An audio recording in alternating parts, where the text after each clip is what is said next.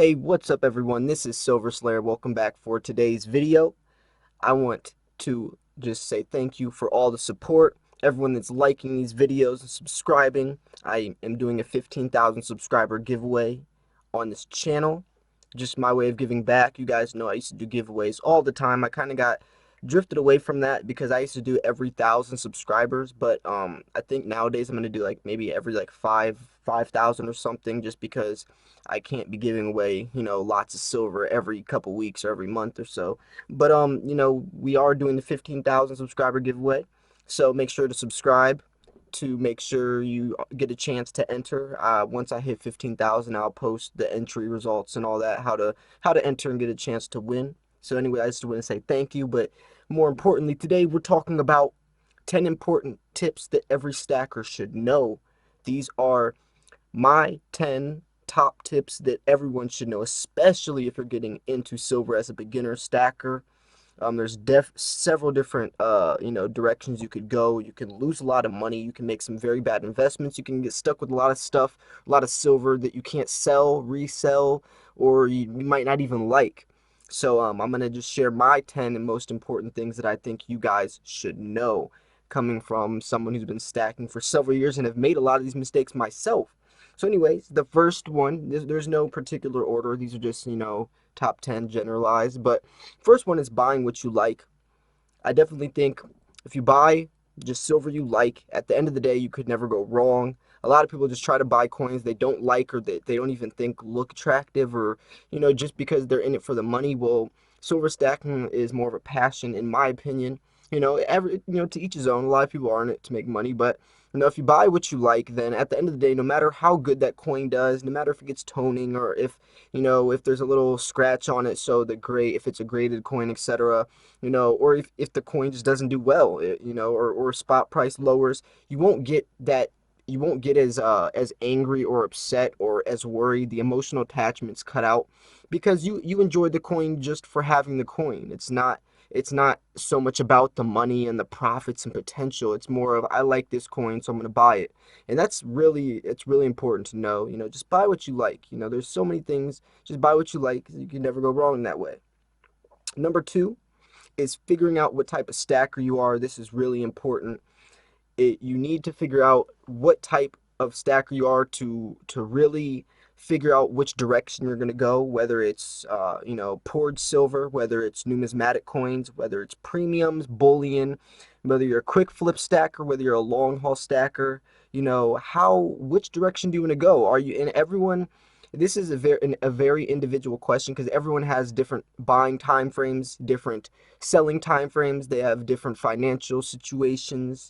Everyone has different reasons they stack. So this is a really individual question. A lot of people ask me to give them their own advice on their personal stack, and I can't really do that. It's something you have to figure out on yourself, and just is really think about, am I stacking to just make a quick flip in the next 3-4 years, or am I stacking more as a preservation of wealth for long term, and I'm going to sell 30, 40, 50 years down the line as retirement? It's all up to you, and that knowing that is going to depend what type of coins you buy. If you don't figure this out right away, you will get stuck with a lot of silver. When I first got into silver, I was buying all different types, and that's the best way to figure out what type of stacker you are or what type of coins you like, is to buy a little bit of everything. When I first got into silver, I loved poured silver. I didn't like coins. I liked the treasure, the pirate treasure feeling of poured silver, where it was handcrafted. That's what I was into. And then I started realizing that I really liked coins. I liked the history. I liked I liked the old history behind the coins, the storytelling, the artwork. So I started buying some coins, a lot of high premium stuff. As you guys see in this picture, there's a lot of pandas, kookaburras, stuff like that. And then I started realizing the potential of just owning silver for the metal content. So I jumped around until I figured out what worked for me and what type of stacker, that I wanted to be. And then it really helped me figure out how to make my purchases more accordingly and where to buy from. And that's what I'm going to go into for my next tip is, depending on what type of silver you buy should depend on where you buy from. This is really important. APMEX might have the best deal for pandas, but maybe JM Bullion has the best deal for kookaburras. So you shouldn't always buy your silver from one place, you know. If you can figure out what type of stacker you are, you can direct, or what type of coins you're going to buy maybe this month, you can direct yourself to find the best deals, you know. Like for example, what's there's like MK bars, for example. They have a lot of poured silver, so you're not going to be buying pandas from MK bars. You're going to be buying your poured silver from them, you know. And then maybe if you were looking for pandas, you would go on Provident Metals or somewhere like that to get the best deal for pandas, and you wouldn't be buying poured silver from places like Provident Metal. You'd go to somewhere that has that sells specifically poured silver, you know. And this can go for any type of silver, whether it's numismatic coins to generics to constitutional silver. You know, usually your local coin shop has the best deals for constitutional, and that's just another example of showing, you know, just figure out what type of silver you're going to buy for the month or whatever purchase you're going to make, and then narrow it down to which places have the best deals. You know, online sellers have a lot of deals. If you spend over $100, you get free shipping. But there's also the same thing where local coin shops, there's a bigger benefit of, you know, you get to have the coins right away. You get to see the coins in person before you purchase, so you don't have to worry about, you know, the condition of the coins. You don't have to, you know, pay for shipping if you're not spending over $100. You know, there's different factors, pros and cons to each side. But anyway, so tip number 4, do not go broke buying silver. Definitely have a budget.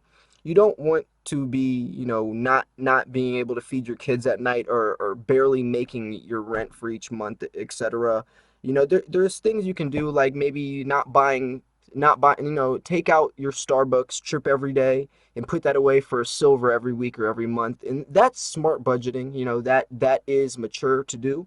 But if you're buying so much silver that you can't even, you know, live your normal life in a, you know, in a mature manner, or where it's really hurting your finances, then that's definitely a problem. Silver can be very addicting, especially when you first get into it. I know how addicting it is. I know how many hours we spend looking on AppMex and trying to find coins, you know, really good deals and stuff. It's very addicting. I was there once, my first year into silver stacking. I was the same way. I would watch hundreds of unboxing videos on YouTube and just fantasize over my AppMex cart on which coin should I buy, and I'll increase my budget by $100. I'll be fine next month. You know, I can cover rent. I'll figure something out, but I really need these 5 extra ounces of silver. You don't want to be like that. You definitely, you know, the coins are always going to be there. The price isn't going to jump up $20 by next month. You can just make the purchase next month when you have a better budget. So just definitely think rational about it. Anyway, tip number 5 are premiums. Understanding premiums is very, very important. Very important. If you're buying coins like pandas and kookaburras, coins that have premiums or that are on top of spot price, a lot of times you will not get those premiums back. If you, especially if you're going to impulse sell, if you're going to go to your local coin shop and try to sell those pandas, he's going to give you around the same price that you're going to get for your American Eagles.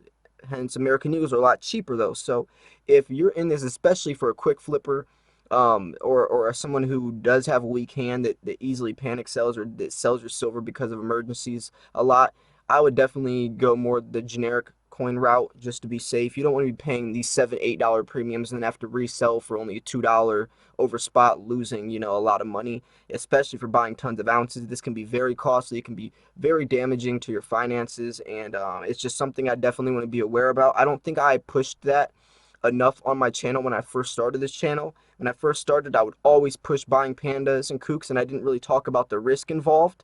You know, hence because I really didn't even realize it as much as well until I started talking to my local coin shops, until I started selling a little bit and really understanding how the market worked. You know, I really realized when you're paying these premiums, that a lot of times people just will buy the metal content. They don't care about the collector value on pandas. They don't care about the mintage numbers, or the, you know, they don't care about that. They are buying it for the metal content, not for the collector value of the coin, unless it's coins like old Morgans or coins that have numismatic value. So definitely be careful with that. You can still get the premiums back if you resell on eBay or somewhere, but especially places like local coin shops, you definitely will not, or in most cases.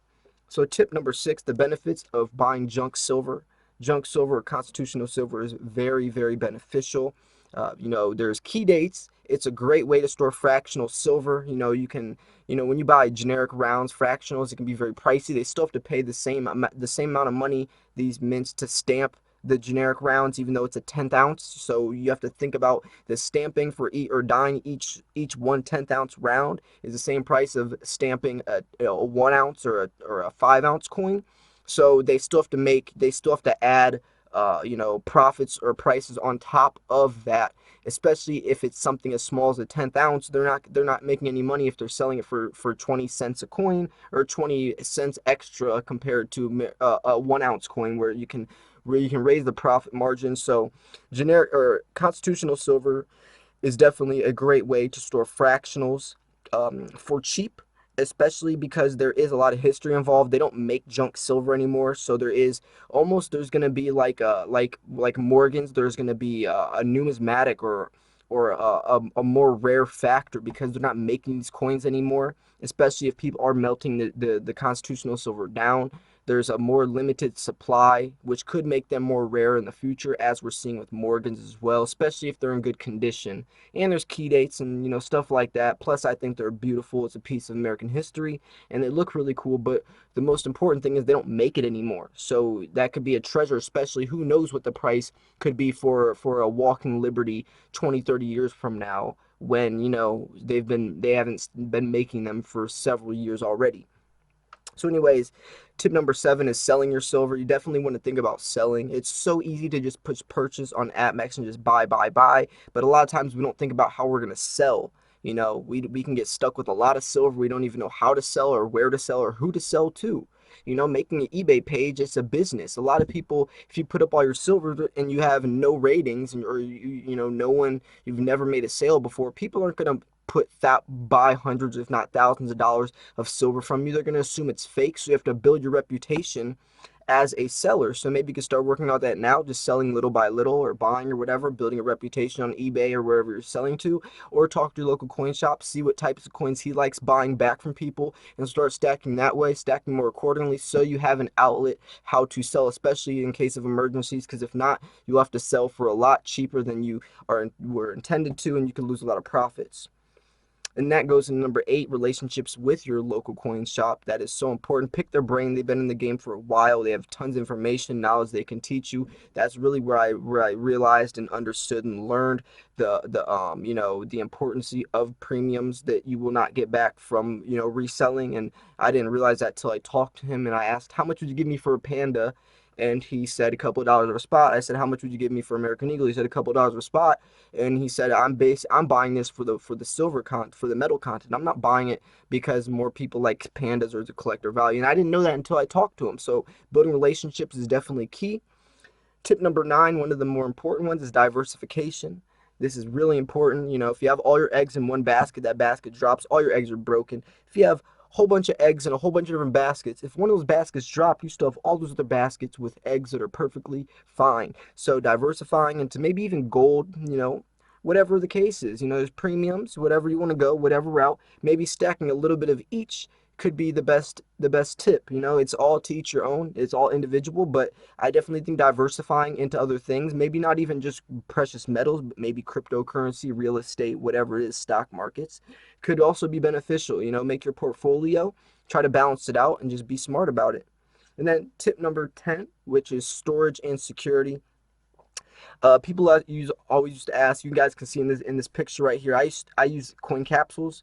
I use the black gaskets. The pandas usually come with the direct fit airtights, but I like the black gaskets. And people were saying you're wasting so much money on these capsules. And I would tell them, I pay maybe 20 to 60 cents a capsule. And that 20 to 60 cents is preserving that coin's condition, almost guaranteed. If I don't have that coin in the capsule, and that coin gets damaged, I'm losing tens, 20, maybe even up to $50 of premium from that coin. So I'm willing to pay 20, 30, 40 cents to protect that coin and guarantee that condition, rather than risking it and that coin gets damaged or scratched and then all of the condition, all the premium's gone. So that's my logic, especially if you go on Fire Guy or airtights.com. There are some great deals. You can buy capsules for super cheap. And also storage. You want to think about where you're storing your silver. Are you telling people about it? That's another reason why I started my channel, was because it was a great way for me to share my unboxings because I can't really tell people in person because of safety issues. You know, you never know who to trust. Some people might accidentally tell someone who has the wrong intentions. You might not tell someone with the wrong intentions, but they might accidentally tell someone. So just be careful about it, be mindful about it, and just really just do what you think is the right, the right choice or the right options. There is so many different ways to go in the silver stacking world, and I definitely think that the longer, the more experience you have in it, the smarter and more educated you get, and the more profits, the more potential your stack will have, but also the more fun you can have as well. You won't be overwhelmed. You can buy more logically, more realistically, more rationally, and really just, do what works for you in your stacking journey. But more importantly, I said your stacking journey, because your journey is going to be different than mine. So just, take it one day at a time and just figure out what works best for you. But anyways, if you did enjoy this video, make sure to give it a thumbs up and subscribe for more content like this. This was Silver Slayer. I will see you guys soon. Peace.